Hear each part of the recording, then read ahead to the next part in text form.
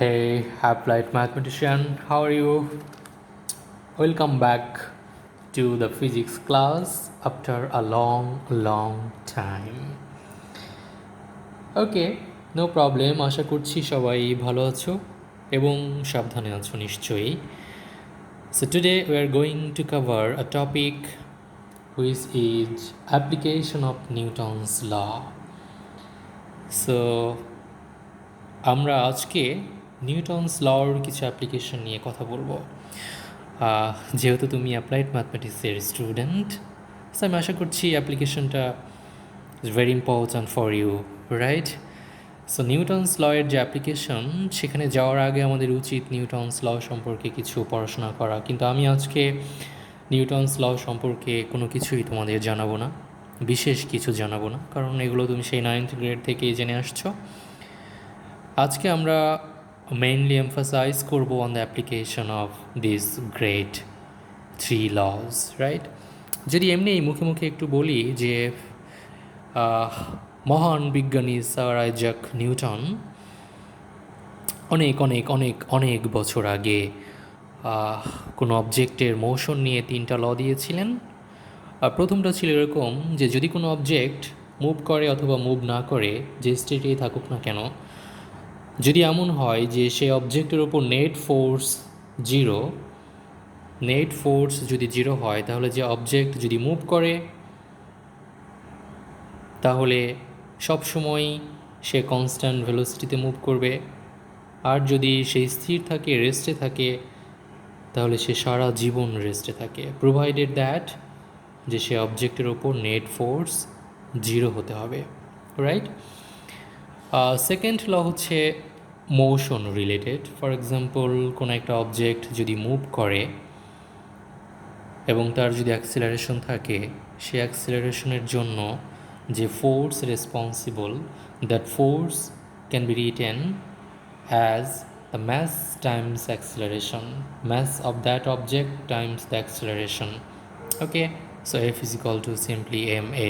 The net force is equal to ma. আমরা এখানে net শব্দটা ইউজ করব কারণ একটা অবজেক্টের ওপর শুধুমাত্র একটা ফোর্স কাজ করবে, নট নেসেসারি অনেক অনেক ফোর্স কাজ করতে পারে। So the net force must be equal to M times A acceleration, right? Third law সেটা হচ্ছে যখন দুটো অবজেক্ট একটা আরেকটার কন্ট্যাক্টে আসে, ফর এক্সাম্পল এই পেনটা এই সারফেসের কন্ট্যাক্টে এসছে, সুতরাং এই পেন যদি সারফেসের ওপর এফ বল প্রয়োগ করে, অ্যাপ্লাই করে, তাহলে সেই সারফেসটাও ঠিক অপোজিট ডিরেকশনে, অর্থাৎ এই ফোর্সের যে ডিরেকশন, সেই ফোর্সের অপোজিট ডিরেকশনে সেম পরিমাণ আরও একটা ফোর্স অ্যাপ্লাই করবে।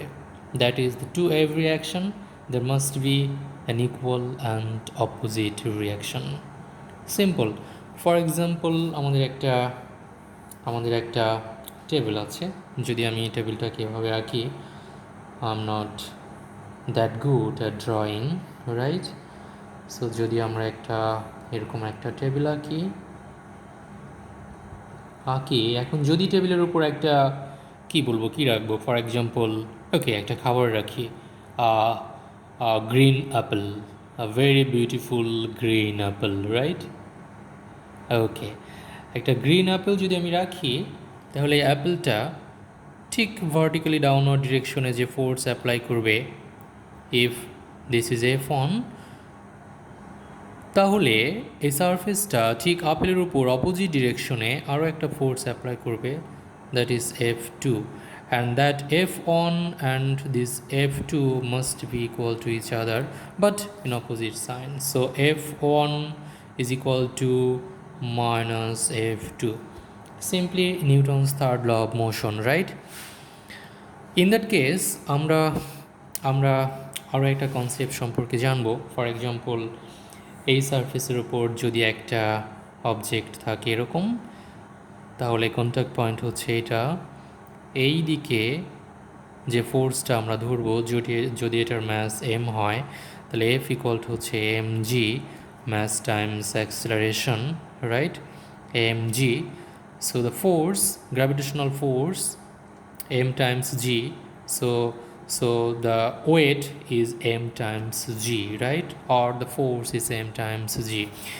ঠিক অপোজিট ডিরেকশনে আরও একটা ফোর্স অ্যাপ্লাই করবে, that is the force which is denoted by the symbol n, and n is used because we will call this vertical force as the normal force, right? So this is the normal force, and that normal force is equal to definitely minus f, right? So কোনো একটা object এভাবে freely অন্য একটা অবজেক্টের ওপর যদি থাকে, তাহলে তার উপর যতগুলো ফোর্স অ্যাপ্লাই করা যায় বা যতগুলো ফোর্স অ্যাপ্লাই করবে, ঠিক ততগুলো ফোর্স নিয়ে যদি কোনো ডায়াগ্রাম আমি আঁকি, তাহলে এই ধরনের ডায়াগ্রামকে বলা হবে free body diagram. Free body diagram. For example, এখন যদি এই অবজেক্টটা আমি এদিকে মুভ করি আমি টি টেনশন দিয়ে বা টি ফোর্স দিয়ে, যদি এটা ফ্রিকশনাল কোনো সারফেস হয়, তাহলে সেই ফ্রিকশনের জন্য এই দিকেও আমার একটা ফ্রিকশনাল ফোর্স থাকবে, রাইট? ফ্রিকশনাল ফোর্স কাজ করতে পারে। Okay, no problem. In that case তুমি দেখো যে কোনো একটা অবজেক্ট এখানে আছে, তার উপর যতগুলো পসিবল ফোর্স প্রয়োগ করা সম্ভব বা অ্যাক্ট হওয়া সম্ভব, সবগুলো ফোর্সকে যদি আমি এইভাবে কোনো একটা ডায়াগ্রামে দেখাতে পারি, তাহলে that diagram is called free body diagram. আমি আরও একটা চমৎকার এক্সাম্পল দিলেই তুমি ফ্রি বডি ডায়াগ্রামটা সম্পর্কে ভালো বুঝবে। ফর এক্সাম্পল, এটা হচ্ছে একটা এনক্লাইন প্লেন, রাইট? এনক্লাইন প্লেন 30 ডিগ্রি এনক্লাইনেশনে আছে। এখন যদি কোনো একটা অবজেক্ট এইখানে থাকে, এইভাবে থাকে কোনো একটা অবজেক্ট যার ম্যাস হচ্ছে এম, রাইট? যার ম্যাস হচ্ছে এম, তাহলে ঠিক ভার্টিক্যালি ডাউনওয়ার্ড ডিরেকশনে যে ফোর্স কাজ করবে সেটা হচ্ছে গ্র্যাভিটির জন্য যে force, that force is called M G, right?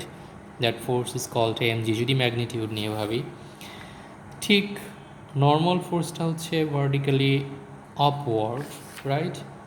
Vertically upward, এটা হচ্ছে আমাদের নর্মাল ফোর্স এন। ম্যাগনিটিউড নিয়ে ভাবছি আমি, নো প্রবলেম।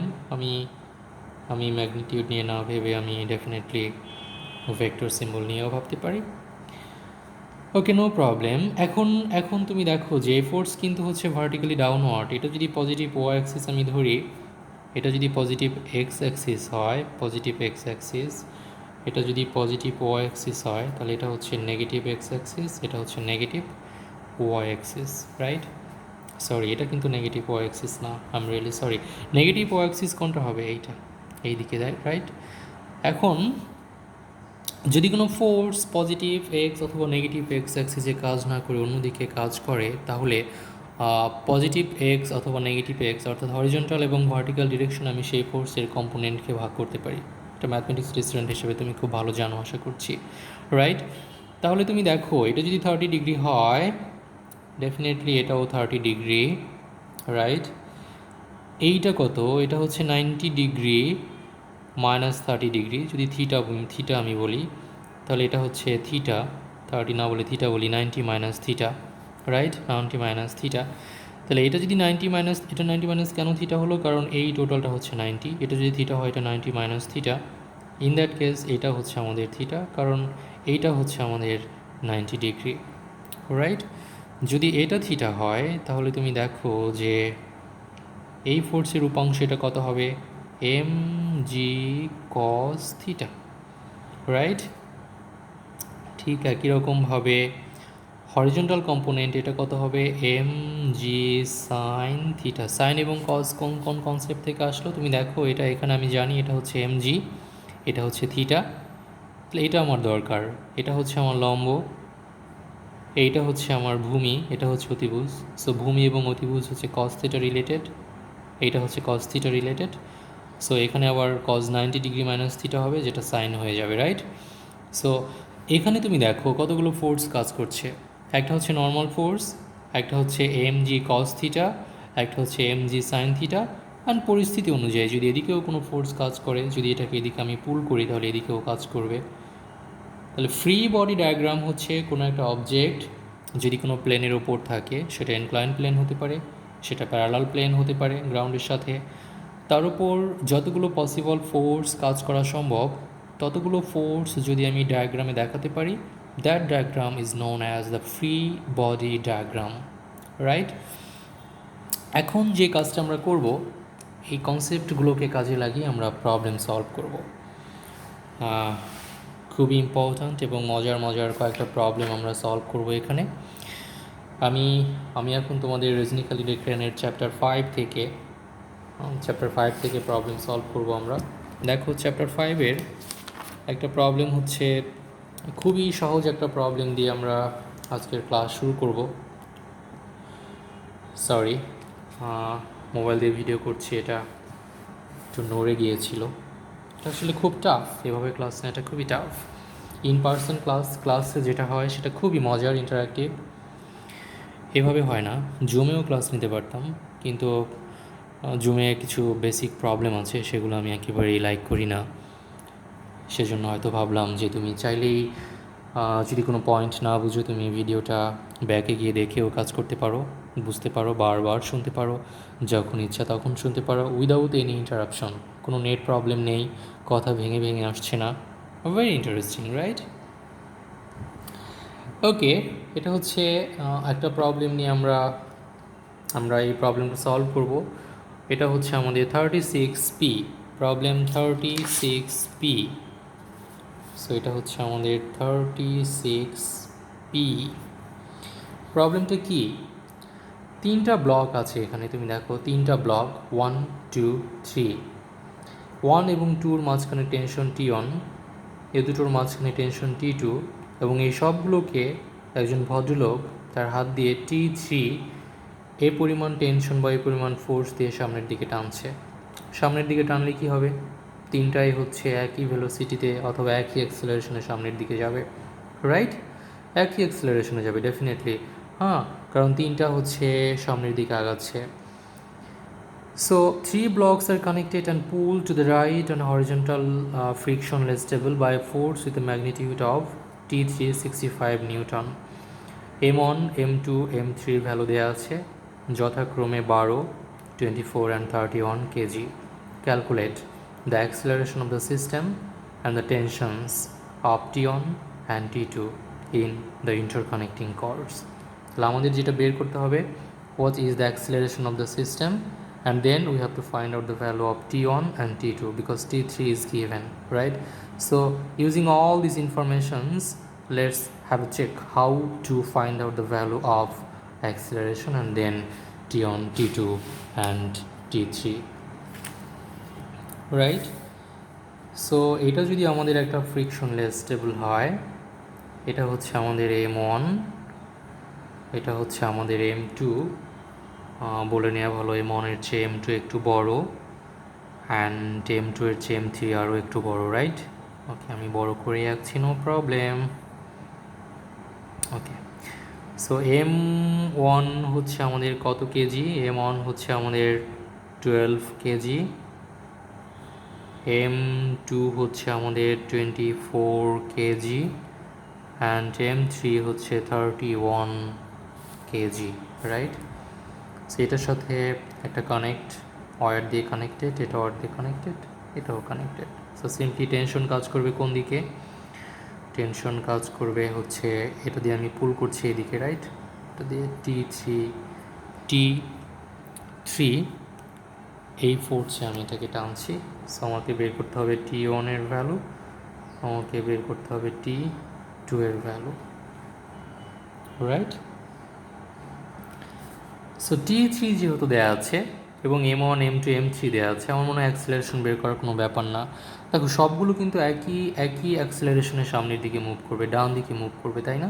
ডান দিকে মুভ করবে, রাইট? সো আমি যদি অ্যাক্সেলারেশন বের করতে চাই, তাহলে নিউটন সেকেন্ড ল কী বলে যে ফোর্স, নেট ফোর্স, এখানে নেট ফোর্স কোনটা? এখানে দেখো T3-র সাথে কানেক্টেড হচ্ছে M1, M2 এবং M3।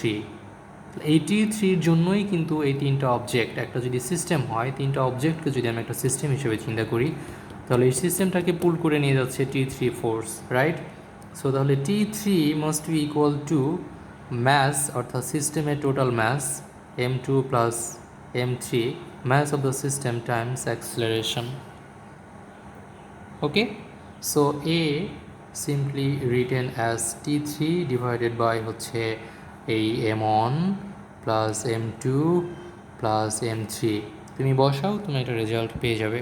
ওকে, এটা রেজাল্ট হচ্ছে 0.97 মিটার পার সেকেন্ড স্কোয়ার, অর্থাৎ টোটাল সিস্টেমটাই এই অ্যাক্সেলারেশনের সামনের দিকে মুভ করবে। এটার যে অ্যাক্সেলারেশন, এটার অ্যাক্সেলারেশন এবং এটার অ্যাক্সেলারেশন সেম, তিনটাই একই অ্যাক্সেলারেশনে যাচ্ছে, রাইট? এখন এটা হচ্ছে আমার কোশ্চেন নাম্বার এ ছিল মেবি, রাইট? হ্যাঁ, এ। কোশ্চেন নাম্বার বি হচ্ছে T1 কত, অ্যান্ড কোশ্চেন নাম্বার সি হচ্ছে T2 ইকুয়াল টু কত। একটা খুব সহজ প্রবলেম দিয়ে আমরা শুরু করলাম, নো প্রবলেম। দেখো, যখন আমি T1 বের করব, T1 এর সাথে করেসপন্ডিং ম্যাথস কোনটা? শুধুমাত্র M1। T2 যখন বের করব, তখন T2-র জন্য করেসপন্ডিং ম্যাথস কয়টা? দুইটা, একটা হচ্ছে M1, একটা হচ্ছে M2। কারণ T2-র জন্য দায়ী কে? M1 এবং M2। T1 এর জন্য দায়ী হচ্ছে এখানে শুধুমাত্র M1, তাই না? তাহলে আমি কি লিখতে পারি? যে লিখতে পারি T1 ইজ ইকুয়াল টু হচ্ছে M1A, কারণ এর অ্যাক্সিলারেশন হচ্ছে A। সো T1 বের করা খুবই সহজ, 11.6 নিউটন তুমি যদি এখানে পুট করো। আবার C T2 is equal to হচ্ছে M1 plus M2 Times acceleration, খুবই সহজ, বের করো। 34 নিউটন, রাইট? 34.9 নিউটন। এগুলো আমার করা আছে ম্যাথগুলো, সুতরাং আমি আনসারটা বসিয়ে দিতে পারছি, রাইট? So 34.9 Newton. সো এইভাবেই কিন্তু আমরা টোটালটাকে একটা সিস্টেম হিসেবে নিয়ে সেই সিস্টেমের অ্যাক্সিলারেশন বের করতে পারি, অথবা পার্টলি আমরা টেনশনও বের করতে পারি। এটা ছিল খুবই সহজ একটা প্রবলেম, এখানে জটিল কোনো কিছুই নেই বা চিন্তা করার কোনো কিছু নেই আসলে। এখন যে প্রবলেমটা আমরা সলভ করব, that is different and logical and challenging problem, right? So আমরা সেই চ্যালেঞ্জিং প্রবলেমটা সলভ করার আগে প্রবলেমটা একটু দেখে নেই যে কী সেই প্রবলেম। এই প্রবলেমটা হচ্ছে 43 পি, রাইট? হ্যাঁ, 43 পি। প্রবলেমটা হচ্ছে অনেকটা এরকম, একটা ইনক্লাইন প্লেন আছে, এরকম একটা ইনক্লাইন প্লেন আছে। এই প্লেনের উপর, ফর এক্সাম্পল এখানে ইনক্লাইন একটা প্লেন, এই প্লেনের উপর একটা ম্যাস আমি দিয়ে দিলাম এখানে। এই ম্যাসটা হচ্ছে আমাদের M1 is equal to 3.7 kilogram, right? এবং এটার সাথে একটা কর্ড যুক্ত। এই কর্ড দিয়ে এখানে একটা পুলির মতো আছে, একটা ফ্রিকশনলেস পুলির মতো আছে, আমি এইভাবে ঝুলিয়ে দিয়েছি। এখানে আমার আরও একটা ছোট ম্যাস, যেটা হচ্ছে আমার M2, এটা হচ্ছে আমার প্রবাবলি এটা হচ্ছে 2.3 কেজি, 2.3 কিলোগ্রাম, রাইট? 2.3 কিলোগ্রাম আছে। এটা হচ্ছে ফ্রিকশনলেস একটা ইনক্লাইন প্লেন, এবং পুলিটা যেটা বলা আছে এটা ফ্রিকশনলেস, ম্যাসলেস।